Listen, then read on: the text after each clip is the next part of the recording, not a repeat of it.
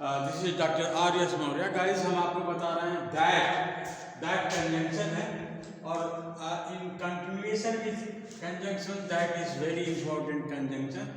और दैट का प्रयोग कहाँ पर होता है एक चीज़ बता दें. जब मैं आपको नरेशन बता रहा था तो उस समय मैंने बताया था दैट का कहाँ प्रयोग होता है. एक तो पहले में देखिए, in this case she said that I shall soon be there.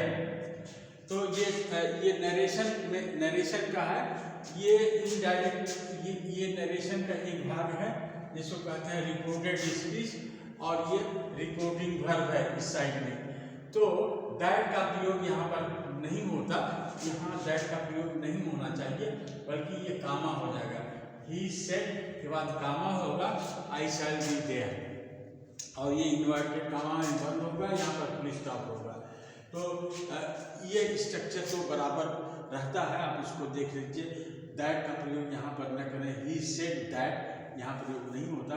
और बिल्कुल यहाँ पर जब ये दिया हुआ कामा दिया हुआ तो दैट को हटा दें. यहाँ पर दैट का रहता है, दैट का प्रयोग नहीं होता. दूसरे में देखिए, he asked that how long she would be absent. He asked that how long she would be absent. तो ये प्रश्नवाचक शब्द है. प्रश्नवाचक शब्द को हम जब डायरेक्ट से इनडायरेक्ट में बदलते हैं तब वहाँ पर दैट का प्रयोग नहीं होता. दैट का प्रयोग नहीं होता.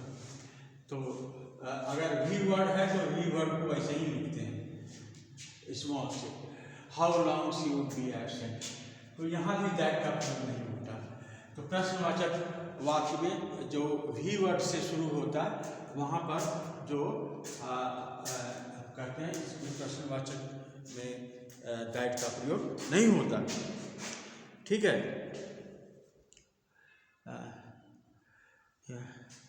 अच्छा, अब देखिए तीसरे तरह के वाक्य में, tell her that whether,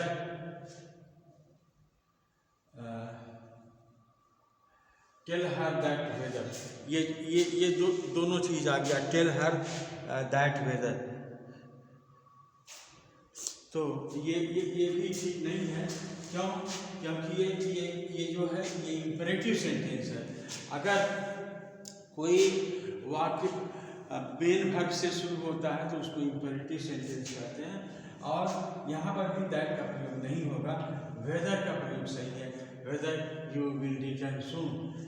tell her whether you will return सून.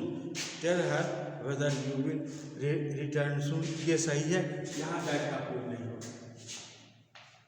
तो आपने देखा कि यहाँ पर दैट का प्रयोग नहीं होना चाहिए. यहाँ हटाइए. प्रश्नवाचक वाक्य भी से शुरू होता है, यहाँ दैट का प्रयोग नहीं होगा. यहाँ दैट का प्रयोग नहीं होगा. दे विश टू नो, और यहाँ भी अगर ये प्रश्नवाचक से शुरू होता है तो दैट का प्रयोग नहीं होगा. How much this book will cost, how much this book will cost, तो यहाँ पर भी दैट का प्रयोग नहीं होता. तो गाइस, आपको बताया कि दैट का प्रयोग कहाँ नहीं होता, और इस ख्याल से आप अपने कॉमन एरर्स में इसको करेक्ट कर सकते हो. और ये चीज़ आपको कहाँ मिलेगी?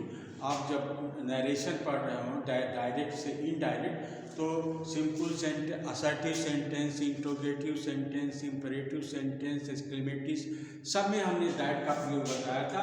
और जैसे और जहाँ पर दैट का प्रयोग होता आप लगाइए, जहाँ पर नहीं होता वहाँ पर नहीं लगाइए. तो दैट एक बहुत इंपॉर्टेंट कंजंक्शन है. इसके गलत प्रयोग से आपका सेंटेंस गलत हो सकता है. इसमें आप अच्छी तरह से देख सकते हो. तो that's all for today. Thank you.